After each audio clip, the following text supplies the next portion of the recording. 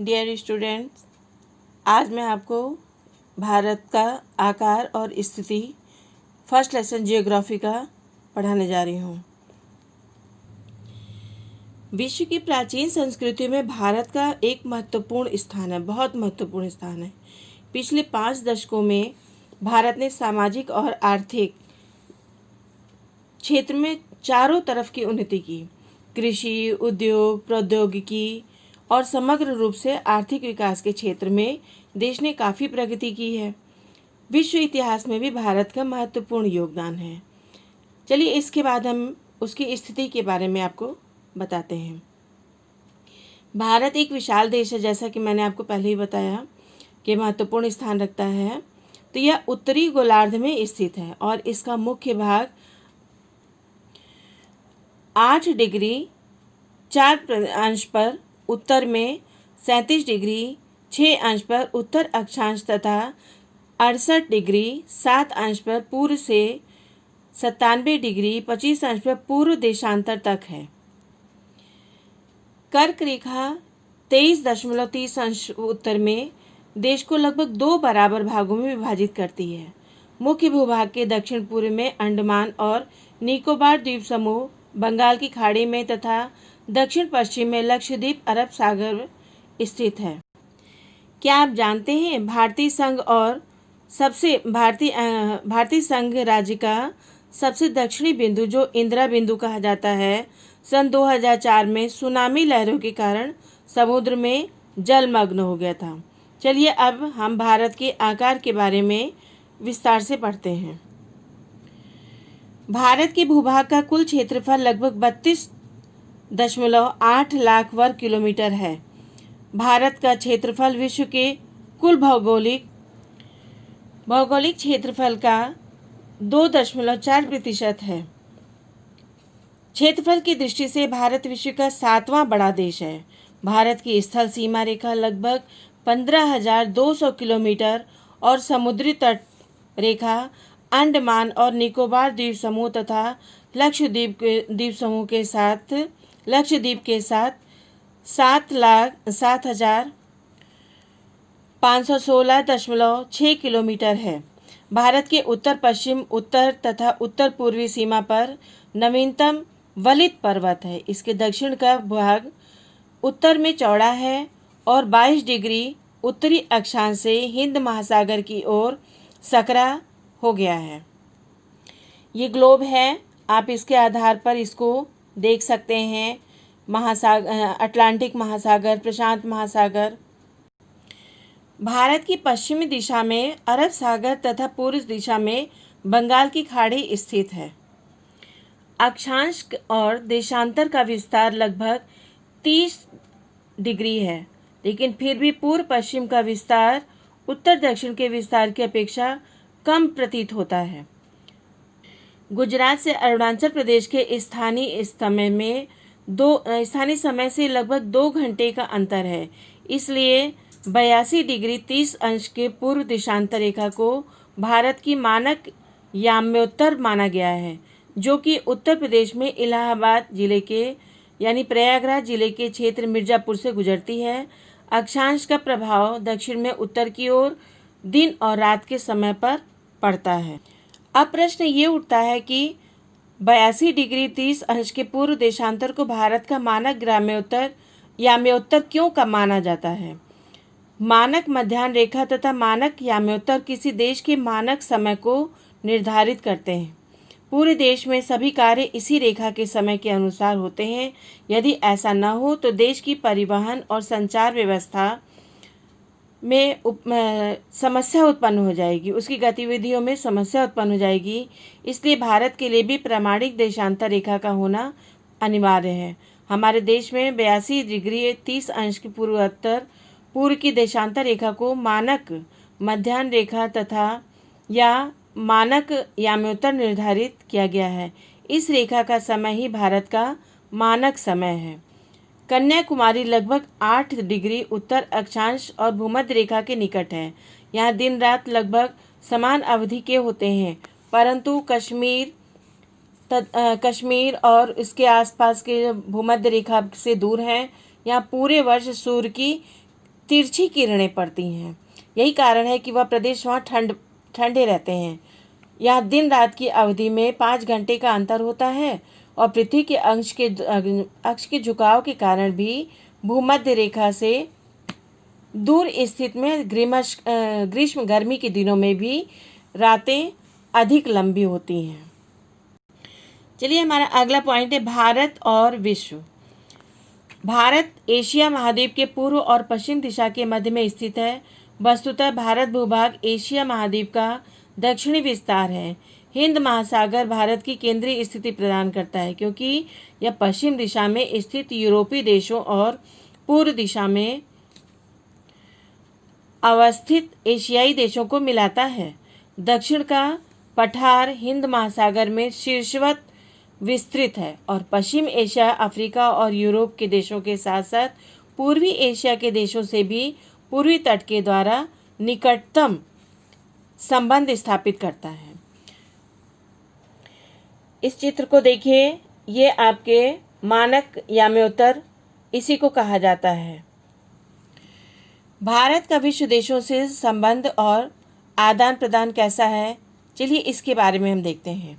भारत का विश्व के विभिन्न देशों के साथ संपर्क बहुत पुराना है। यह संबंध समुद्री जलमार्गों के द्वारा भूभागों से अधिक था। उत्तरी पर्वतों के दर्रों से बहुत से यात्री प्राचीन काल में भारत आए क्योंकि समुद्री मार्ग बहुत समय तक पता ही नहीं था। आवागमन के विभिन्न मार्गों से प्राचीन समय में विचारों और वस्तुओं का आदान प्रदान होता रहा। भारत का पश्चिमी प्रदेश पश्चिम, मध्य और पूर्वी एशिया का दक्षिणी एशिया के पड़ोसी देशों के साथ बहुत महत्वपूर्ण संपर्क रहा है। संपर्कों के कारण ही अंग्रेजों के विचार या उपनिषदों के विचार, अंग्रेजों के समय से ही उपनिषदों के विचार, रामायण और पंचतंत्र की कहानियाँ, भारतीय अंक और दशमलव प्रणाली आदि विश्व के विभिन्न भागों तक पहुँच सके। मसाले, मलमल आदि कपड़े तथा व्यापार के अन्य सामान भारत के विभिन्न देशों में से ले जाए जाते थे। इसी के साथ यूनानी स्थापत्य कला तथा पश्चिमी एशिया की वास्तुकला की प्रतीक मीनारों और गुंबदों का प्रभाव हमारे देश की स्थापत्य कला पर देखने को मिला। अब आप जानिए भारत के पड़ोसी देश कौन कौन से हैं। भारत का दक्षिण एशिया में बहुत महत्वपूर्ण स्थान है। भारत में 29 राज्य और 7 केंद्र शासित क्षेत्र पहले थे, लेकिन अब क्या हो गए, 29 राज्य और 8 केंद्र शासित क्षेत्र के। लद्दाख इसमें एक अधिक रूप से जोड़ दिया। उत्तर पश्चिम दिशा में भारत की कश्मीर लगभग 37 डिग्री उत्तर अक्षांश भूमध्य रेखा से दूर है। यहाँ पूरे वर्ष सूर्य की किरणें तिरछी पड़ती हैं। परिणाम स्वरूप यहाँ दिन रात को अवधि और में 5 घंटे का अंतर होता है। जैसा कि आपने देखा, हम पढ़ रहे थे उसके पड़ोसी देश। तो उत्तर पश्चिम देश के में भारत की सीमाएं पाकिस्तान और अफगानिस्तान के साथ मिलती हैं। उत्तर दिशा की सीमा चीन, नेपाल व भूटान के साथ मिलती है, जबकि पूर्व दिशा की सीमा म्यांमार और बांग्लादेश के साथ मिलती है। दक्षिण दिशा में समुद्र के उस पार भारत के पड़ोसी श्रीलंका और मालदीव जैसे देश हैं। देखिए, भारत के पड़ोसी देश हैं। भारत और श्रीलंका के मध्य छोटा समुद्री रास्ता पाक जल संधि का मन्नार की खाड़ी है। लक्षद्वीप के दक्षिण में मालदीव अवस्थित है। पड़ोसी देशों के साथ भारत की भौगोलिक एवं ऐतिहासिक संबंध बहुत अच्छे रहे। क्षेत्रफल की दृष्टि से भारत विश्व का 7वां सबसे बड़ा देश है। इससे बड़े 6 अन्य देश हैं, जैसे रूस, कनाडा, संयुक्त राज्य अमेरिका, चीन, ब्राज़ील और ऑस्ट्रेलिया। सन 1947 से पहले भारत में 2 प्रकार के राज्य थे, प्रांत व रियासत। ब्रिटिश सरकार के अंतर्गत वायसराय द्वारा नियुक्त अंग्रेज अधिकारी प्रांतों पर शासन किया करते थे और रियासतों का शासन स्थानीय शासकों द्वारा पैतृकता के आधार पर अंग्रेजी शासकों की प्रभुसत्ता मानकर स्वायत्तता से किया जाता था। मन्नार की खाड़ी उथले पानी की खाड़ी है। यह हिंद महासागर में लक्षद्वीप सागर के एक हिस्से का निर्माण करती है। यह खाड़ी भारत के दक्षिण पूर्वी सिरे और श्रीलंका के पश्चिमी तट के मध्य स्थित है, जैसा चित्र में आपको दिख रहा है, आप देखिए। तो बच्चों, आपने अभी अपने इस चैप्टर में पढ़ा महाद्वीप, प्रायद्वीप, द्वीप, जल संयोजी, खाड़ी। तो ये सब क्या है, चलिए इसके बारे में थोड़ा हम आपको विस्तार से बताते हैं। महाद्वीप क्या है? पृथ्वी का विशाल भूभाग महाद्वीप कहलाता है। प्रायद्वीप क्या है? भूभाग का ऐसा क्षेत्र जो 3 ओर से जल से घिरा होता है, प्रायद्वीप कहा जाता है। द्वीप, आइसलैंड किसे कहते हैं? भूमि का छोटा हिस्सा जो पूरी तरह से जल से घिरा होता है, वह द्वीप कहलाता है। जल संयोजी, ये क्या है? 2 समुद्रों या जल के वृहद क्षेत्र को आपस में जोड़ने वाला संकरा जलमार्ग जल संयोजी कहलाता है। खाड़ी क्या है? समुद्र का वह क्षेत्र जो 3 ओर से जमीन से यानी स्थल से घिरा हो, वह खाड़ी कहलाता है। अब हम आपको बताएंगे दर्रा। दर्रा किसे कहते हैं? पर्वत श्रेणी के नीचे का वह हिस्सा या वो घाटी जो पर्वत श्रेणी को पार करने के लिए प्राकृतिक मार्ग प्रदान करता है, वो दर्रा कहलाता है। भारतीय मानक समय यानी standard time, Indian standard time 82 degree 30 अंश या 82% 1/2 डिग्री पूर्वी देशांतर का स्थानीय समय संपूर्ण भारत का मानक समय है। जल संधि क्या है? वाटर ट्रेटी यानी 2 विस्तृत सागरों को जोड़ने वाले सक्रिय जलीय भाव को जल संधि कहा जाता है।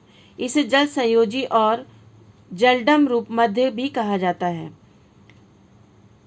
यानी जलडमरू मध्य भी कहा जाता है। कर्क रेखा, ट्रॉपिक ऑफ कैंसर यानी 23 डिग्री